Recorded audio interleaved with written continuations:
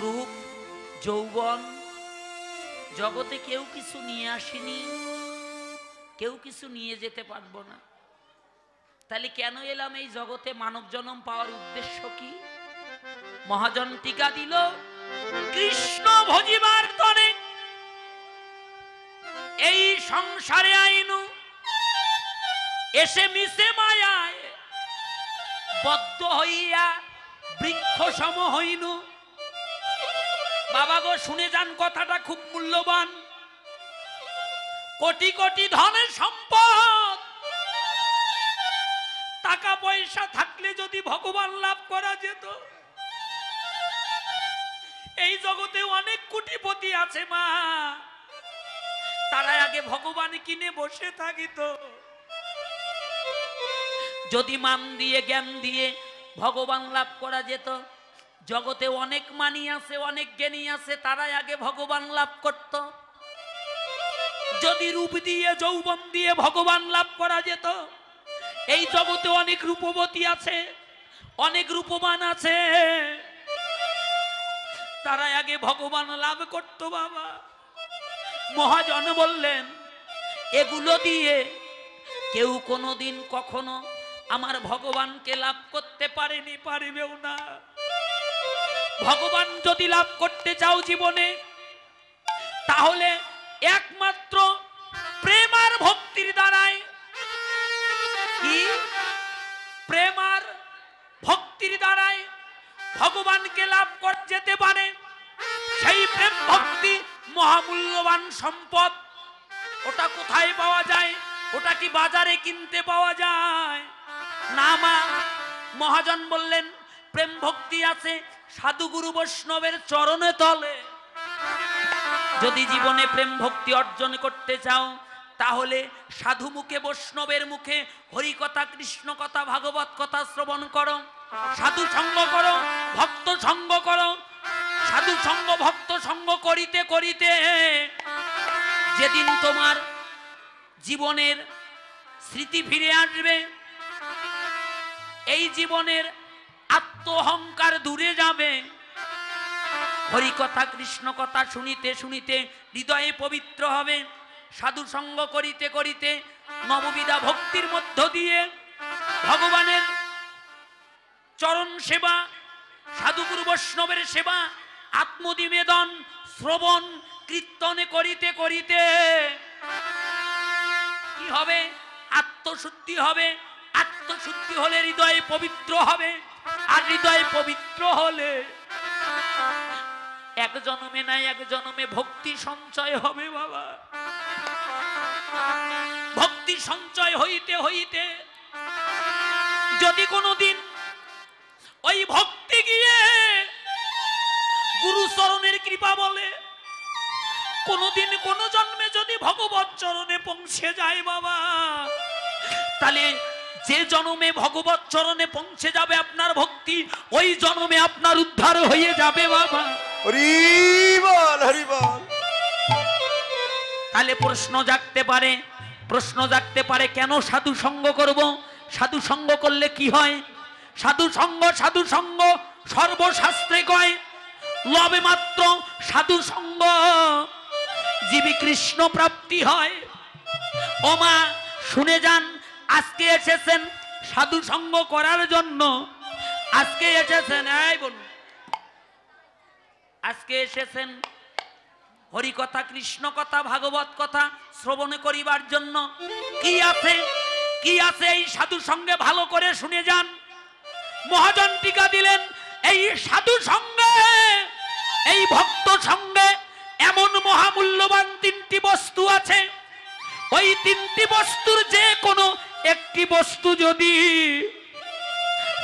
এমন করে ঘুরিতে ঘুরিতে,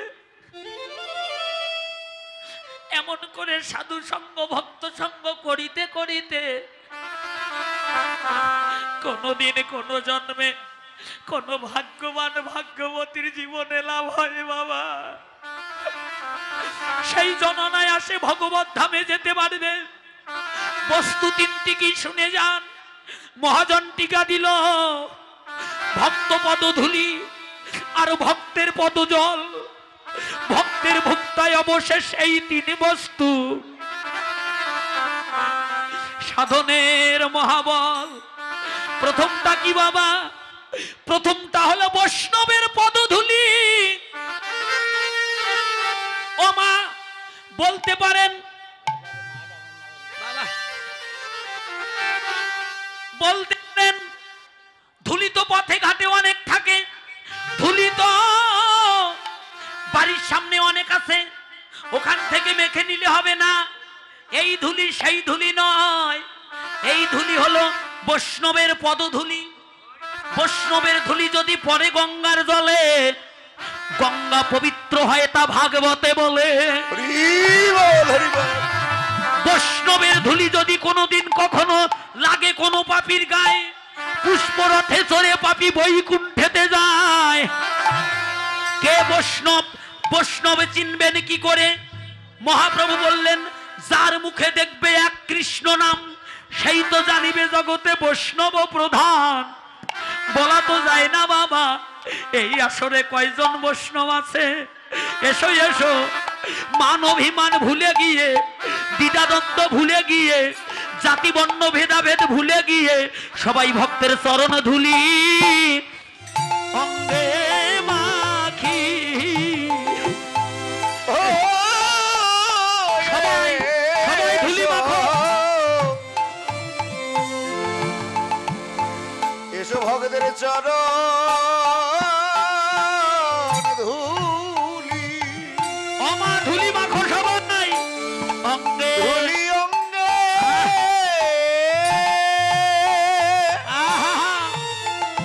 অঙ্গে মাখি। এসো অঙ্গে মাখি রে।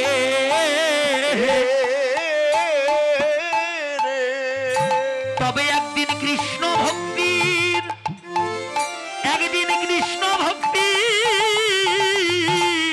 উলুদের হরিবল উদয় হবে। তোমরা মাখো মাখো বৈষ্ণবের চরণের ধুলি। বৈষ্ণবের চরণ।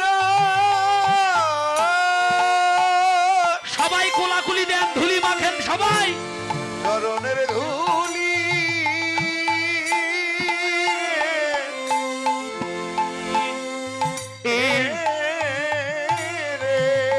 এসো এসো, আমরা সবাই করি একটু কোলাকুলি। কোলাকুলি দেন দাদা ভাইরা, কোলাকুলি দেন সবাই। এসো সবাই করি একটু গোলা। ওরে কোলাকুলি, ওরে গোলা কুলি রে। তবে কৃষ্ণ ভক্তি, কৃষ্ণ ভক্তির উদয় হবে। এসো সবাই করি একটু কোলাকুলি। ওই না কৃষ্ণ ভক্তি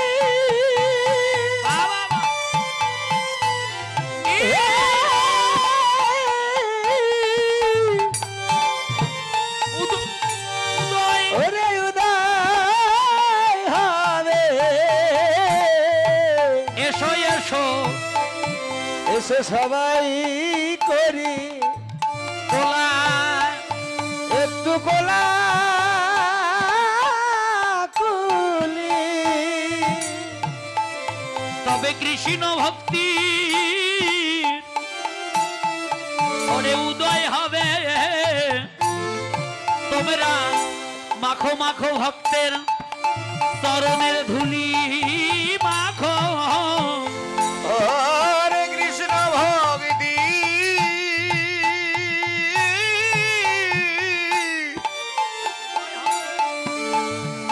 উদয় হবে।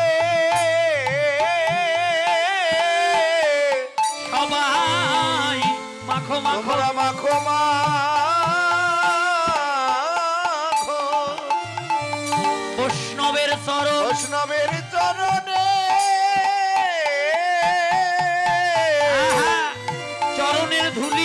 চরণের ধুলি